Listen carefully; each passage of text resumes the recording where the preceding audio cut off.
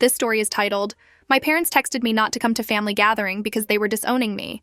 I simply replied okay, but immediately stopped sponsoring them and all their accounts got blocked. After that, they were begging for forgiveness and financial help."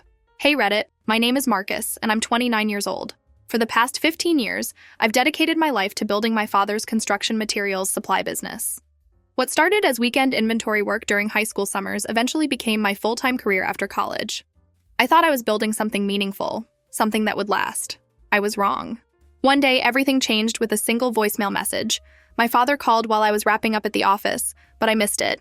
When I played the message back, his voice was cold and matter-of-fact. "Don't bother coming, we're cutting ties." 7 words that ended 15 years of my life. The next day, he handed my role over to my younger brother Tyler, who had barely 4 years of experience compared to my decade and a half of dedication. I didn't argue with him. I didn't beg for an explanation or try to change his mind. Instead, I simply walked away, took what was rightfully mine, and watched as everything my father had spent decades building collapsed around him. They had backed the wrong horse, and now they were about to learn just how much they had relied on me. Here's exactly how it all went down. My father started his construction materials supply business back in the 1990s, operating out of a simple storage unit in Tampa. It was humble beginnings, but he had vision and determination. 3 decades later, that small operation had grown into a thriving enterprise, generating $3.8 million in annual revenue. We had upgraded to a massive 45,000 square foot facility in Orlando, and I had been there for nearly every step of that journey. My involvement began during high school, when I spent my summer breaks learning the inventory system and understanding the flow of materials through the warehouse. After college, I transitioned into operations full-time, and 4 years ago, I had spearheaded the complete modernization of our back-end systems. The business had become solid, profitable, and efficient under my management. We specialized in Florida construction materials for building sites, manufacturing plants, and major development projects. Our inventory included high-end concrete mixers, specialized steel framework systems, and custom fabrication equipment, the kind of specialized gear that keeps Florida's construction boom running smoothly. Most people outside the industry never think about these materials, but they're absolutely essential for any major construction project in the state. Our client list read like a who's who of Florida's construction sector. We had contracts with most of the major players in the industry, and my father never missed an opportunity to remind everyone that he had built this empire from nothing. What he conveniently left out of his self-made success story was the $75,000 loan he had received from my grandfather, money that he never paid back. In today's dollars, that represented around $180,000 of startup capital that he got completely free. It wasn't exactly the bootstrap narrative he liked to promote, but the truth rarely interfered with my father's version of events. My brother Tyler represented everything wrong with the family dynamic. At 24 years old, he had taken a completely different path through life than I had. While I was spending sweltering summer days in 98-degree warehouse heat, counting inventory and learning the business from the ground up, Tyler was enjoying his time at the University of Florida. After graduation, he spent months wandering around Europe, supposedly networking and making connections. Of course, Mom and Dad paid for absolutely everything: his tuition, his apartment, his car, and even his lifestyle expenses. I'll never forget the incident with Tyler's convertible Mercedes during his sophomore year. He managed to total that expensive car, and within a week, it had been completely replaced. Mom was his biggest advocate in that situation, insisting to Dad that he needs reliable transportation for networking events. Meanwhile, I was driving a 12-year-old Honda with 195,000 miles on the odometer, a car that I had purchased and maintained with my own money. Mom never pushed for me the way she consistently advocated for Tyler. The favoritism was obvious, but I had learned to accept it as just another part of our family's dysfunction. When Tyler finally joined the family business 4 years ago, Dad immediately gave him a vice president title, despite the fact that he had absolutely zero experience in our industry. Tyler's educational background consisted of a communications degree, which essentially meant he had spent 4 years partying and making connections with other wealthy students. His entire professional resume consisted of a single summer internship at a marketing firm, and even that position had been secured because his college roommate's father was the CEO of the company. Yet somehow my father was convinced that Tyler was qualified to run sales operations at a multi-million-dollar construction materials company. It was a decision that would prove to be catastrophic, but at the time I kept my concerns to myself and tried to focus on my own responsibilities. The first major incident that revealed Tyler's true character happened when we landed a significant contract with a major construction company. This wasn't just any ordinary deal. I had spent 7 months meticulously setting up the logistics for this partnership. The process involved building a completely custom inventory system tailored to their specific needs and requirements. I had sacrificed countless nights, often working until 2:30 in the morning, and gave up most of my weekends to make this deal happen. The dedication was so intense that my girlfriend at the time ended up breaking up with me because she felt like I was married to the job instead of our relationship. On the day of the final presentation to their procurement team, Tyler casually strolled into the meeting 25 minutes late. Without any hesitation or acknowledgement of the work I had put in, he took control of my PowerPoint presentation and introduced himself to the clients as the architect behind this entire partnership. When one of the procurement team members asked a detailed technical question about implementation timelines, Tyler completely fumbled the response. I had to jump in and provide the accurate information to save the presentation. Later that same day, Tyler cornered me in the warehouse for what he clearly intended to be an intimidating confrontation. "Don't ever make me look bad in front of clients again," he said, jabbing his finger directly at my chest in a threatening manner. I replied calmly, "I was just answering their question." His response revealed everything about his priorities and his complete lack of professionalism. "Next time, write it down and pass me a note," he demanded. "I'm the face of sales now, and you're the back-end guy. Know your place." Looking back, I should have quit that very day. The writing was already on the wall about how this family dynamic would play out in the business world. Instead, I swallowed my pride and continued working, telling myself that I was doing it for the company my father had built, not for Tyler's ego or his need to feel important. The construction company contract ended up being worth $1.9 million in revenue during the first year alone, but when it came time to distribute commissions and recognition, Tyler's name was the only one that appeared on the paperwork. My 7 months of sacrifice and technical expertise were completely ignored. The situation with Tyler continued to deteriorate over the following year. I discovered that he had been systematically inflating his commission numbers through various deceptive practices. He would take credit for contract renewals that were completely automatic and required no sales effort whatsoever. He claimed ownership of deals that other sales representatives had actually closed, somehow managing to get his name attached to their hard work. Most audaciously, he even created phantom leads that would magically convert at the last minute, perfectly timed to help him hit his quarterly targets and earn maximum bonuses. When I finally gathered enough evidence to confront this behavior, I spent an entire week compiling a comprehensive spreadsheet comparison that clearly documented all of Tyler's fraudulent activities. I presented this evidence to my father, expecting him to take immediate action to address the obvious misconduct. Instead, he brushed off my concerns with a dismissive wave, claiming that this was simply how business gets done in Florida. His willingness to overlook Tyler's unethical behavior was both shocking and revealing about his true priorities. Despite my father's refusal to act, I continued quietly documenting everything that happened in the business. Over the past 2 quarters, I had been building a comprehensive case, keeping detailed records of financial irregularities, questionable decisions, and Tyler's ongoing misconduct. I wasn't actively planning to use any of this information at the time, but something deep inside told me to be prepared for whatever might come next. After 15 years of watching my father operate and make decisions, I had developed a strong instinct for recognizing when trouble was brewing. Then came the day that changed everything. I noticed a missed call on my phone from my father at 6:47 p.m. on a Wednesday evening.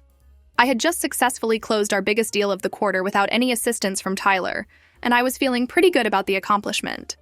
My father and I weren't the type of family that checked in with each other daily, so I figured the call had to be related to the quarterly numbers or some other business matter. I hit play on the voicemail while I continued packing up my things for the day, half listening as I shoved my laptop into its carrying case. That's when I heard the 7 words that would end our relationship forever. "Don't bother coming to the family reunion. We're cutting ties." I froze completely, with one hand still gripping my laptop zipper. These 7 words were delivered in the same flat, emotionless tone that my father typically used to cancel a routine lunch meeting. I stood there in my office for a full minute, letting his voice echo in my head as the reality of what had just happened began to sink in. The message was cold, efficient, and final, like he was terminating a business contract rather than ending a relationship with his son. After all the years I had invested in the family business, after all the weekends I had sacrificed for the company's success, after all the personal relationships I had put on hold to help build his empire, this was how he chose to end things. A voicemail message, no explanation, no discussion, no opportunity for me to understand what had led to this decision. Just a cold, calculated dismissal delivered through a recorded message. The family reunion he mentioned wasn't just a casual social gathering. It was our annual meeting at my father's ranch in the Everglades region, an event that had been happening since I was a child. More importantly, this reunion served as our primary forum for discussing the business direction for the coming year. We would hash out major strategic decisions, set compensation levels, and plan for future growth. By cutting me out of this meeting, my father wasn't just excluding me from a family event. He was effectively cutting me out of the business entirely. Through my office window, I could see directly into my father's office, where he and Tyler were both hunched over paperwork, nodding in agreement and clearly engaged in serious planning discussions. My father never consulted with me in that collaborative way anymore, and suddenly the reason became crystal clear. They weren't just planning the next quarter's operations, they were planning my complete exit from the company. I picked up my phone, my thumbs hovering over the screen as a dozen different angry replies ran through my mind. Each potential response was more heated than the last, but ultimately, I settled on typing just a single word. Understood. If my father wanted to end our relationship this way, I wasn't going to give him the satisfaction of begging for explanations or trying to change his mind. But if he thought he could simply cut me out of the business without facing any consequences, he was about to learn how wrong he could be. I reached down and pulled out the thick leather-bound ledger from my bottom desk drawer, the official business partnership document that contained all the key signatures and agreements. There was my name, written in neat black ink right next to my parents' signatures, representing 15 years of my life and labor. With a slow, deliberate stroke, I crossed my name off the document completely. The sound of the pen cutting through the paper felt like a physical act of separation, a symbolic severing of the ties that had bound me to this company for so long. I took a clear photograph of the modified document with my phone, ensuring that the crossed-out signature was clearly visible. Then I opened my email and composed a brief message to my personal lawyer, attaching the photo and typing. Need to talk tomorrow. Family business situation changing. Let's discuss options. I hit send, locked my office door, and walked out of the building without looking back even once. If my father wanted to play this game, I wasn't going to let him hold my future hostage. He had made his choice, and now I was going to make mine. The next day, I moved quickly and decisively. I canceled my flight to the Everglades Region Ranch, where the family reunion was scheduled to take place. I erased the event date from my calendar entirely, treating it like any other canceled business appointment. Then I sent a formal email to my parents, confirming my intention to step away from the business completely and requesting a full financial audit of all company operations. There were no pleasantries in the message, no attempts to patch things up or find a compromise. I used the cold, clear language of a businessman walking away from a deal that had gone bad. 15 years of my life had been invested in that company. 15 years of missed vacations, canceled dates, and postponed personal plans. And for what? To be dismissed with a 7-word voicemail message like I was some expendable employee rather than the person who had helped build the business from the ground up. I had turned down a promising job offer at Disney's logistics division right after college, specifically to help my father expand the business. That decision had cost me alternative career paths and potential opportunities, and now it felt like a complete waste. While I waited for my lawyer to return my call, I took several important protective steps. I quietly removed my name from the business loan documents where I was listed as a personal guarantor. This wasn't an emotional decision driven by hurt feelings. It was pure risk management. If they were cutting me out of the decision-making process, I wasn't going to remain financially liable for their future mistakes. I made a few additional calls to my lawyer to begin the formal separation process, approaching the entire situation strategically rather than emotionally. After all, my father had always taught me that business is business, and I was simply applying the lessons he had drilled into me over the years. While I waited for the legal process to begin, I took the precaution of backing up every relevant document I had access to as an operations director. This included detailed financial reports, comprehensive client lists, vendor contracts, and anything else that might prove useful if the situation turned ugly. I wasn't planning to steal proprietary information, but I needed to protect myself and my interests. When you've spent 15 years building systems and processes, you know exactly where all the important information is stored and how the business really operates behind the scenes. About an hour after I sent my formal email, Tyler sent me a text message that perfectly captured his arrogant attitude. Always knew you'd bail when things got tough. Don't worry, I've got plenty of ideas to fix your outdated systems. Bet Dad wishes he'd put me in charge years ago. I didn't bother responding to his juvenile taunting. There was no point in adding fuel to the fire or engaging in a petty argument. Instead, I simply took a screenshot of his message from my records and continued working on my exit strategy. Tyler had always been someone who talked big but delivered little, and his ideas typically involved spending money we didn't have on consultants we didn't need. The next morning, I received a text from David, one of our warehouse managers who had been with the company for over a decade. "Your dad just called an emergency meeting," he wrote. "Announced Tyler's taking over your position effective immediately." The guy couldn't tell a circuit breaker from a fuse box if his life depended on it. Apparently, Tyler had been telling my father that I was planning to start my own competing business and had been stealing client information for months. It was complete bullshit, of course, but Tyler had always possessed an uncanny ability to manipulate my father and convince him of whatever narrative served Tyler's interests best. That night, I spent several hours carefully copying all relevant files to my personal storage drives. I took detailed screenshots of administrative access pages, documented every system I had built or implemented, and created a comprehensive record of my contributions to the business. I knew exactly how this situation was going to play out, and I wanted to be prepared for whatever came next. 36 hours later, my phone exploded with activity. I had 82 missed calls from my mother alone, along with dozens more from my sister Jessica, and a handful of increasingly desperate attempts from my father.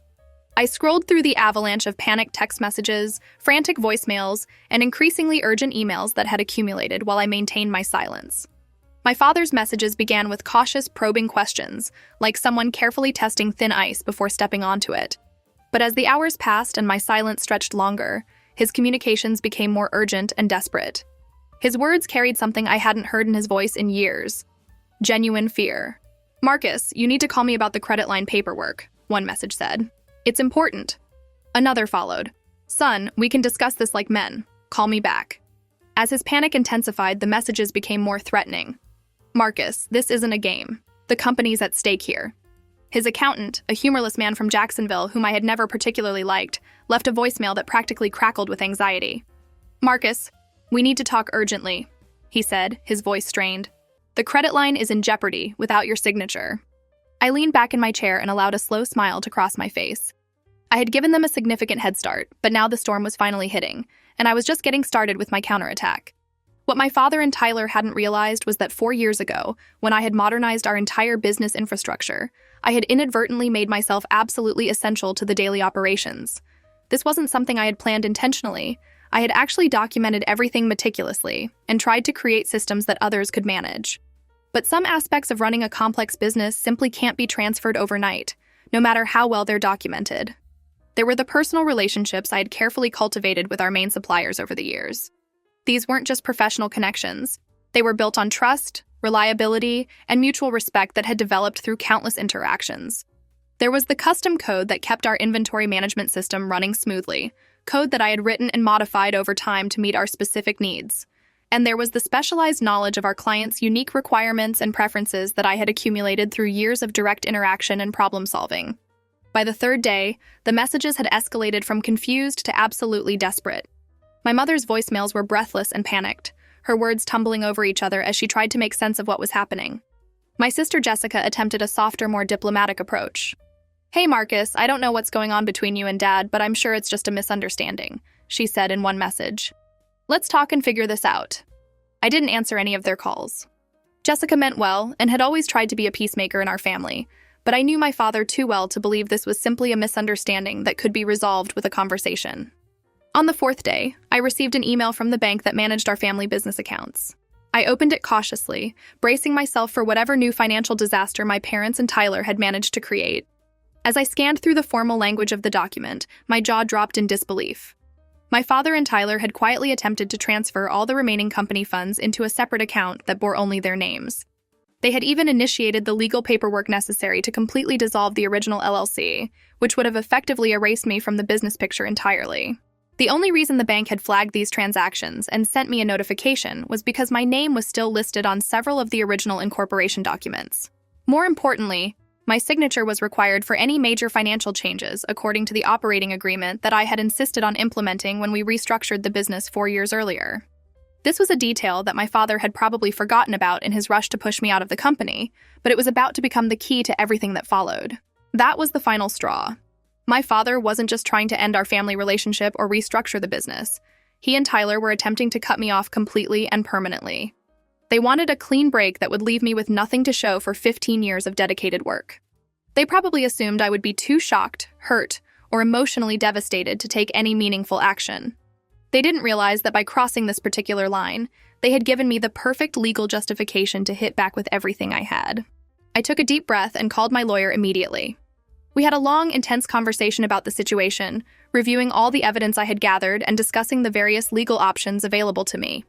By the end of our discussion, the wheels were already in motion for something much bigger than simply removing my name from a business loan or walking away quietly. "They've made this very easy for us," my lawyer said with a tone of professional satisfaction. "Attempted financial fraud is pretty straightforward to prove when the documentation is this clear. But are you absolutely sure you want to go this route?" Once you pull this trigger, there's no going back to the way things were. I didn't hesitate for even a moment. I'm sure, I replied firmly. They started this war when they tried to steal everything I've worked for. I'm just making sure I'm the one who wins it. The next morning, I dedicated myself to pulling together every scrap of documentation I had accumulated about the family business over the years. I spent hours methodically compiling a comprehensive dossier that highlighted every questionable decision, every shady financial move, and every suspicious transaction that my father and brother had ever made.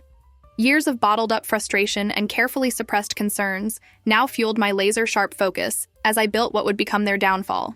My father had developed a long-standing habit of categorizing personal expenses as business write-offs, treating the company credit cards like his personal piggy bank.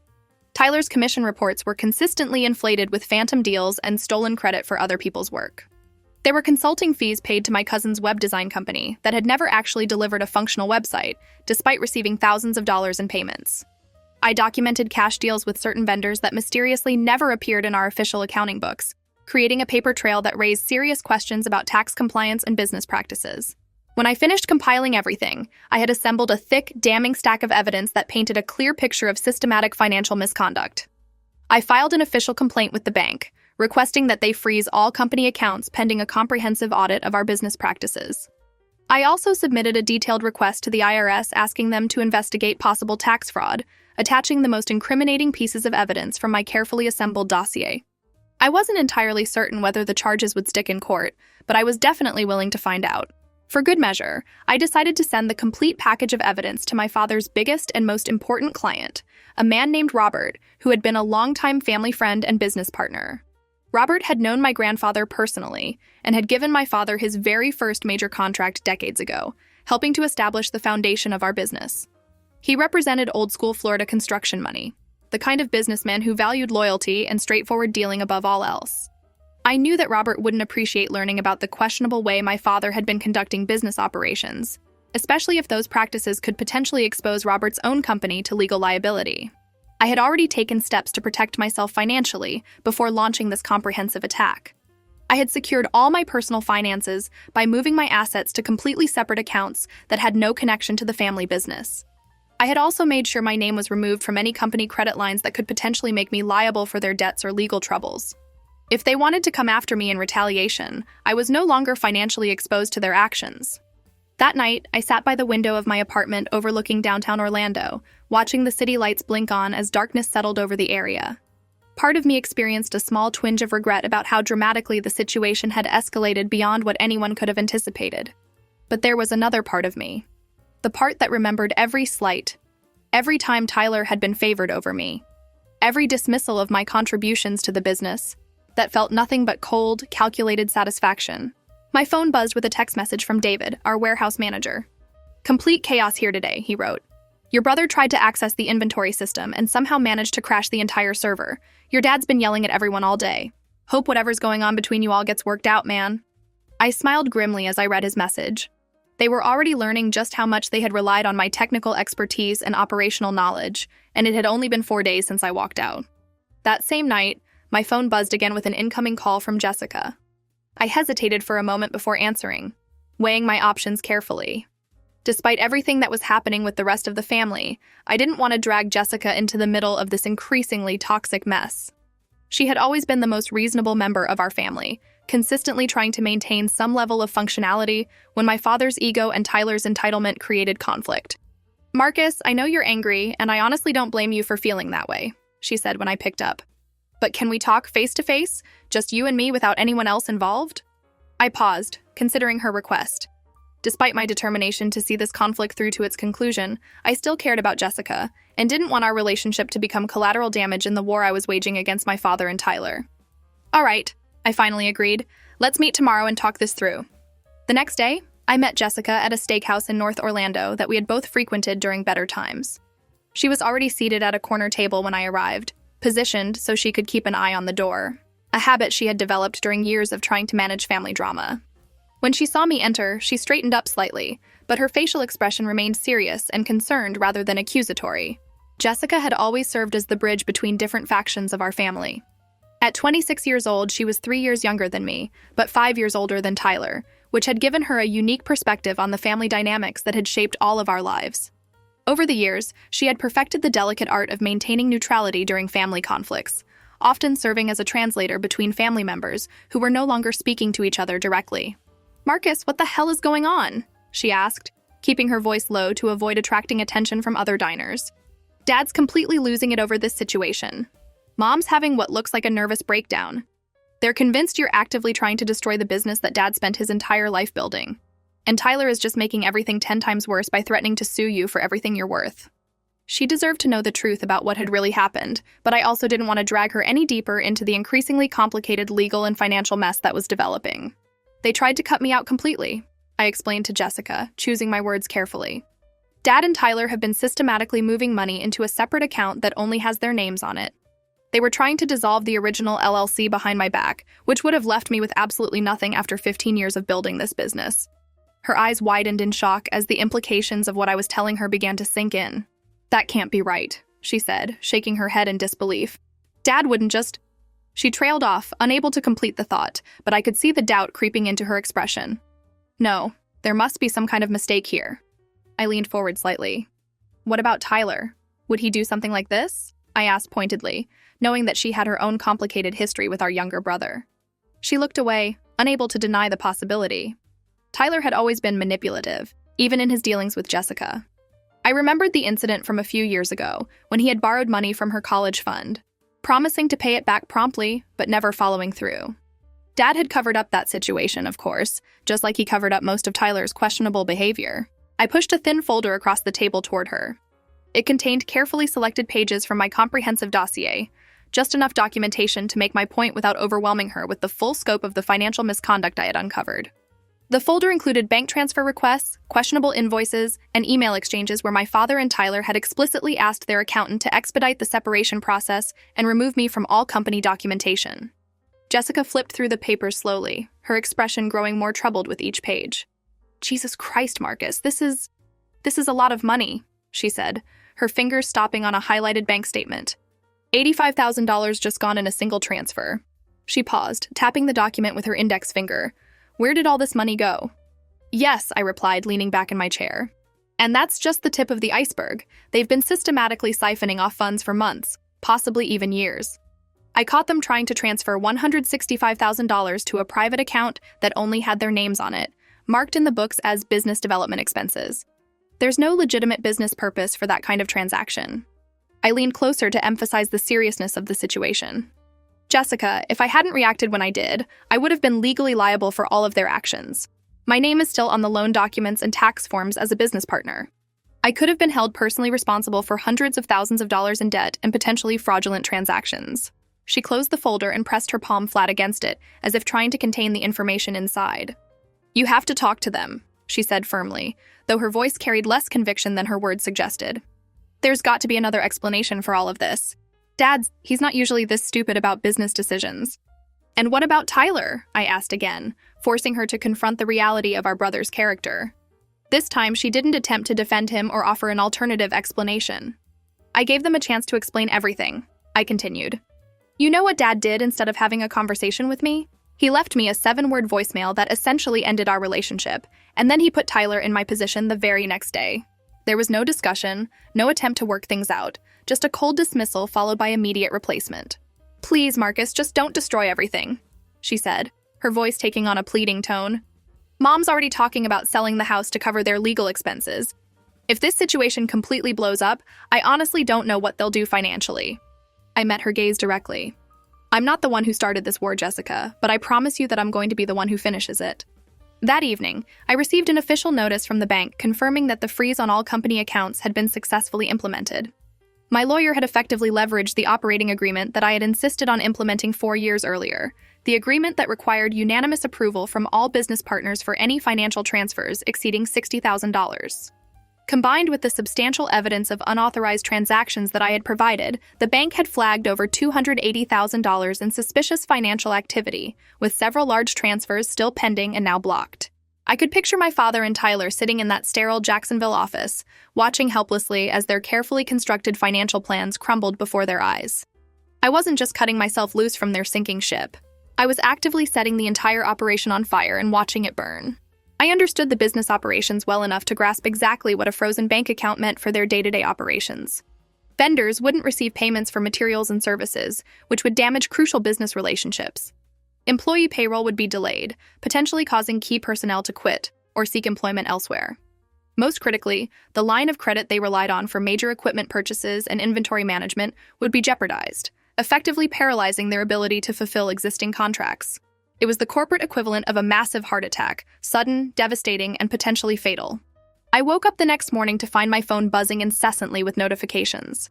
My email inbox was completely flooded with messages from the bank's fraud investigation department, urgent communications from my lawyer, and increasingly panicked messages from my father's accountant.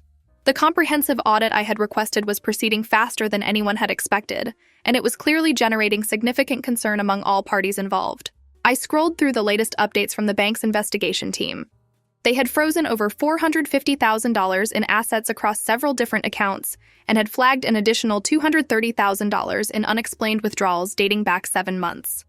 This represented a complete financial stranglehold that was more than sufficient to shut down normal business operations entirely. My father had left 3 separate voicemails overnight, each one more desperate and frantic than the previous message. "Marcus, son, please call me back.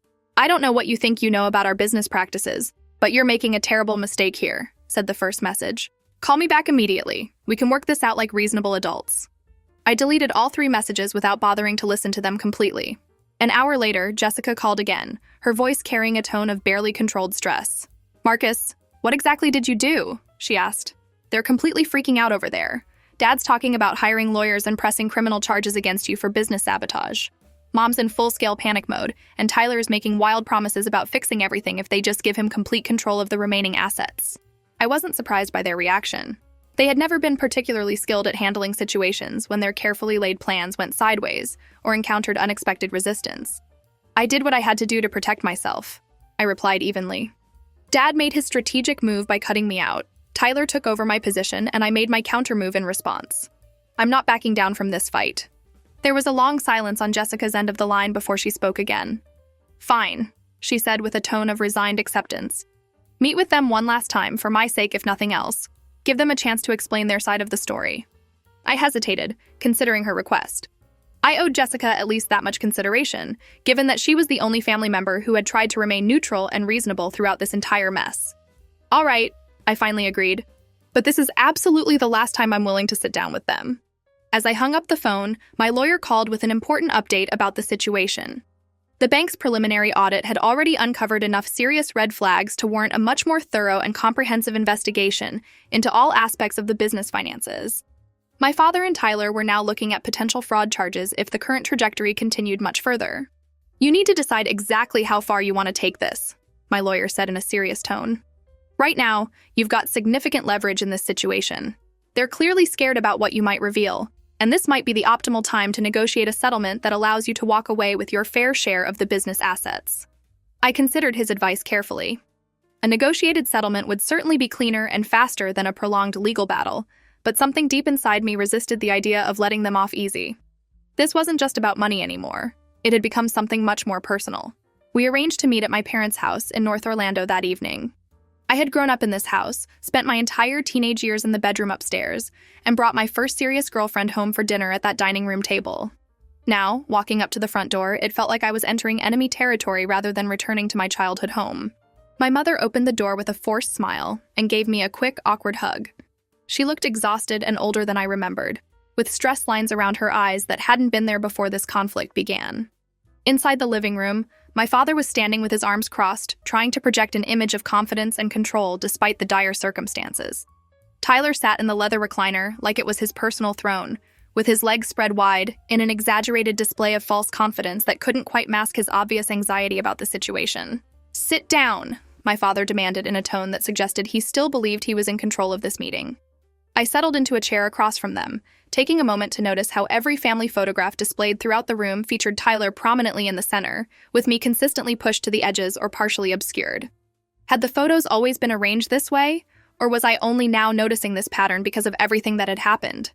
"So what exactly is this all about?" I asked, deciding to let them make the first move in this confrontation. My father turned toward me, his face flushed with a combination of anger and barely controlled frustration. "What the hell do you think you're doing, Marcus?" he demanded.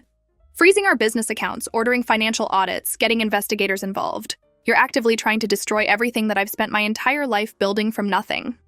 I met his angry gaze directly, refusing to be intimidated.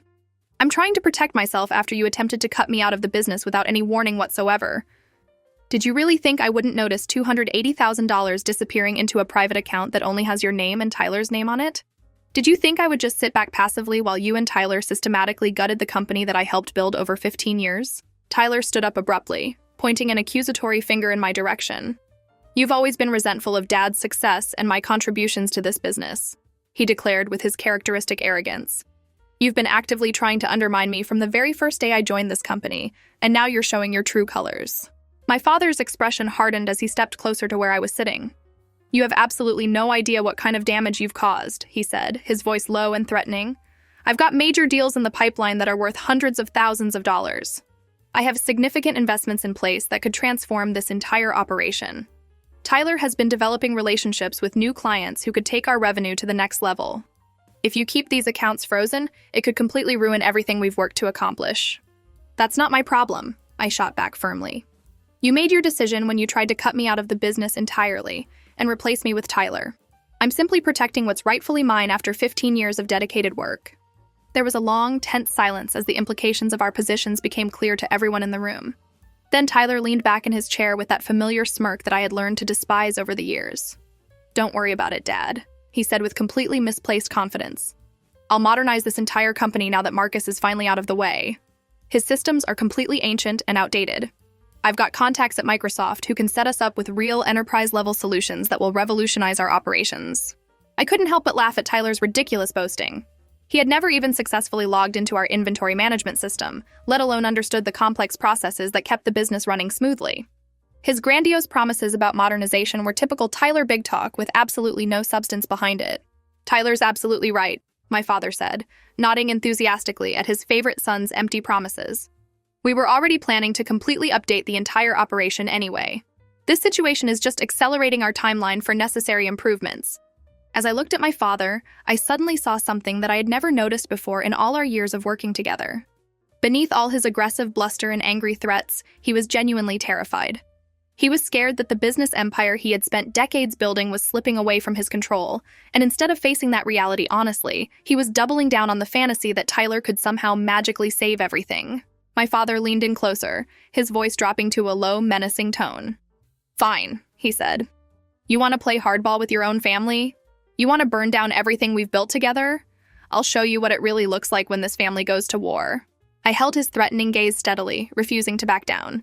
I had come too far and sacrificed too much to retreat now, regardless of his intimidation tactics. Jessica stepped between us, her hands raised in a gesture of peace. Stop it, all of you, she said firmly. This isn't solving anything or helping anyone. We're supposed to be family. I stood up and grabbed my jacket from the back of the chair. You wanted me here, Jessica, and I came because I respect you, but I'm completely done trying to reason with them. I turned toward the door, then paused to look back at my father and Tyler one final time. You both made your choices, and now you'll have to live with the consequences. I walked out of the house, shutting the door firmly behind me with a sense of finality. As I got into my car, my phone buzzed with a new email notification. The message was from my lawyer, and the subject line immediately caught my attention. My parents and Tyler had just filed a comprehensive lawsuit against me, claiming that I had deliberately sabotaged the business operations and illegally seized control of their financial accounts. I let out a short, bitter laugh and tossed my phone onto the passenger seat. So this was how they wanted to escalate the situation, taking it to court with a full legal battle. Fine. I had given them multiple opportunities to handle this reasonably and walk away with some dignity intact. Now I would make absolutely sure they had nothing left to fight for. The lawsuit hit me much harder than I had anticipated. My father and Tyler had decided to go completely nuclear, accusing me of everything from embezzlement to corporate sabotage in their legal filings. Their claims were absolutely outrageous and completely unfounded, but the potential stakes were very real and serious. If they somehow managed to convince a judge that I had illegally seized control of their business accounts, I could be looking at hundreds of thousands of dollars in damages and potentially even criminal charges.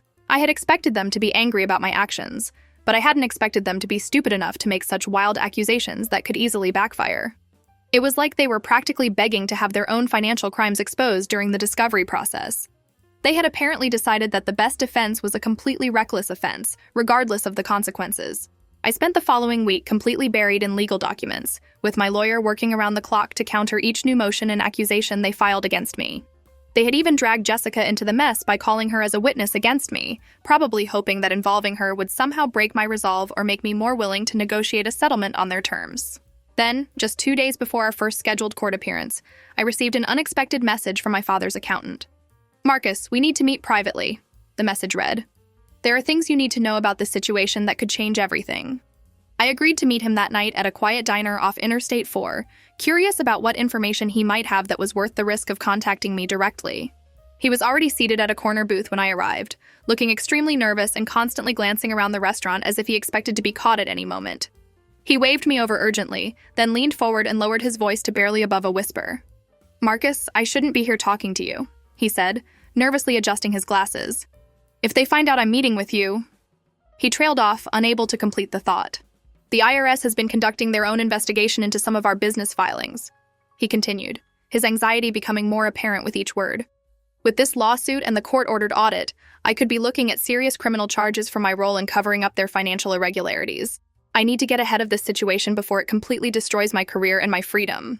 "Just tell me what this is about," I said, settling into the booth across from him.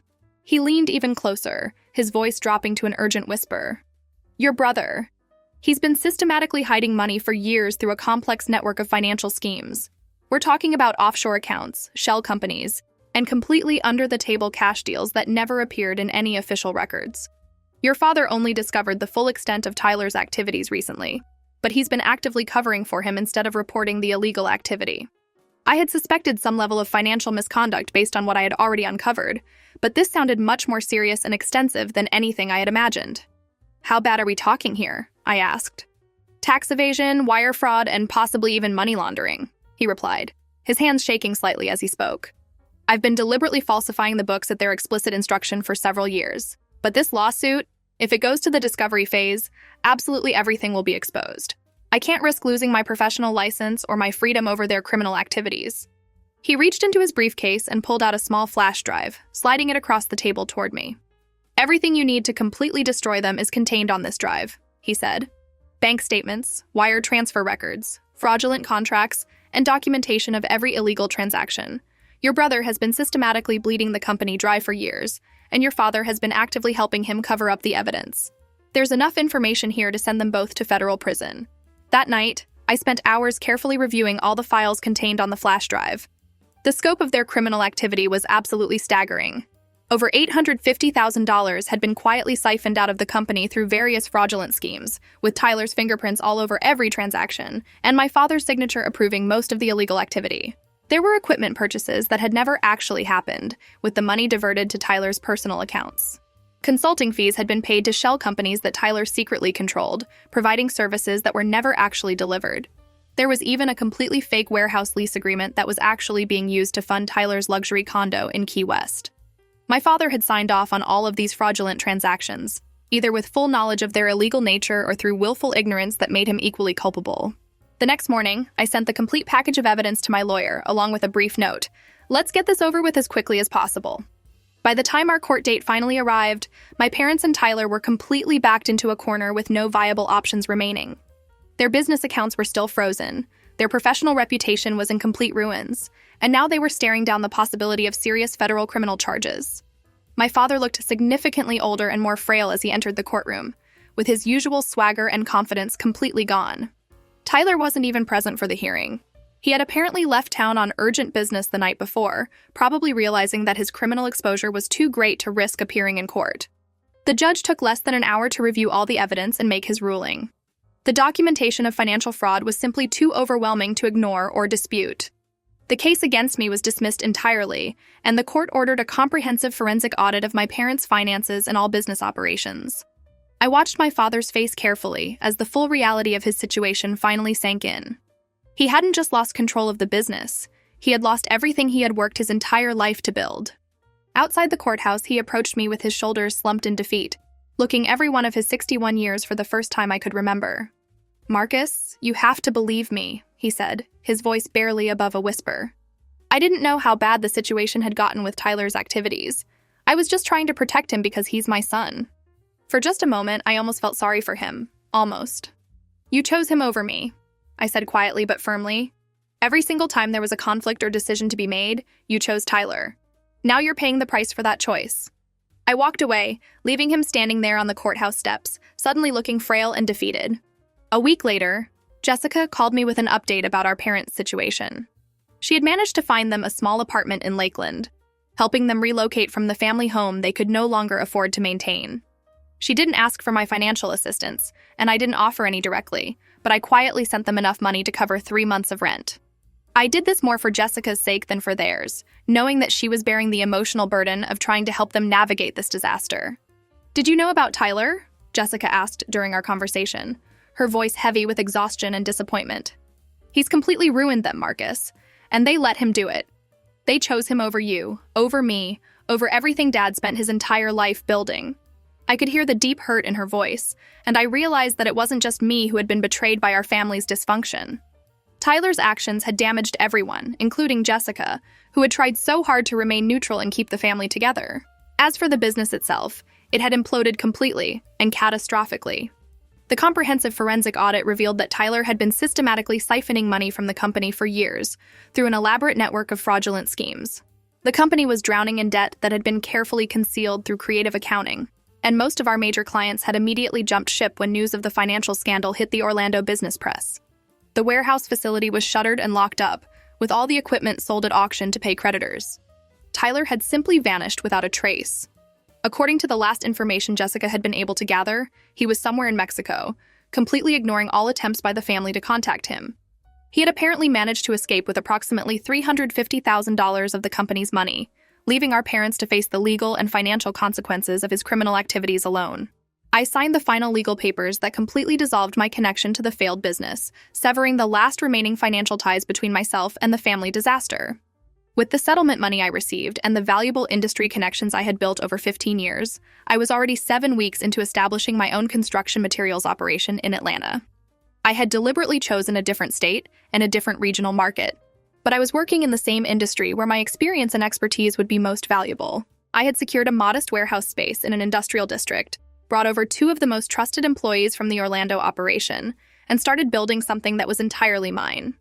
There would be no family drama, no nepotism, and no favoritism, just solid business practices based on merit and performance. The freedom from the toxic family dynamics was liberating in ways I hadn't fully anticipated. 3 months later, my father called me directly. His voice sounded different, subdued and defeated, but still carrying that familiar undertone of entitlement that had characterized his personality for as long as I could remember. "Marcus, we need to talk," he said. "Your mother and I have hit a really rough patch financially. Tyler has cleaned us out completely and disappeared to God knows where. We were wrong about the situation, and we were wrong about you. We need your help to rebuild the business from scratch." I let his words hang in the air for a long moment, processing the irony of the situation.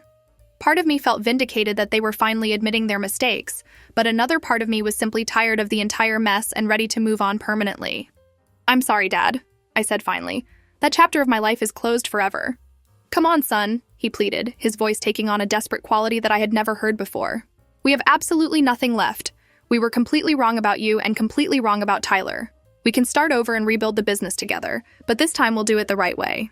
I still have connections across Florida that could help us get back on our feet." I took a deep breath, steeling myself for what I knew would be a difficult conversation. "No," I said firmly. "You made your choice when you cut me out with that voicemail. Now you have to live with the consequences of that decision. I've moved on, and I'm not going back."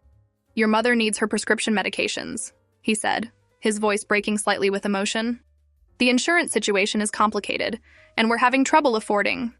He was clearly trying to use guilt and emotional manipulation to get me to change my mind, the same tactics he had employed throughout my childhood.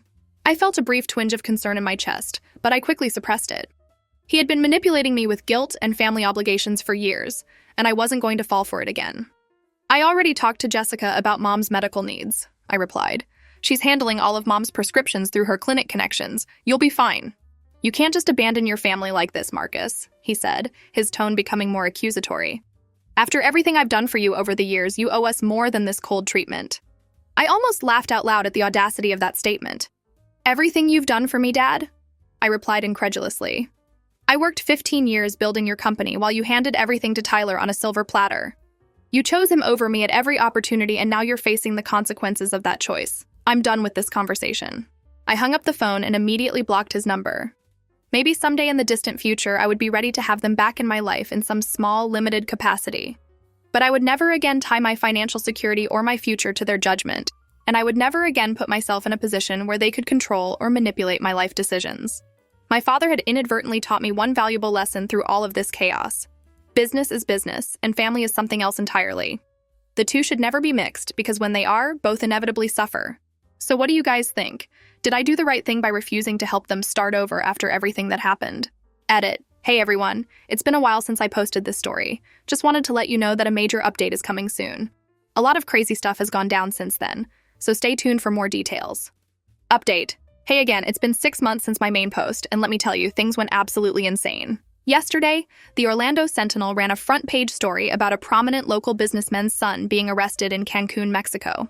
Yes, that was Tyler.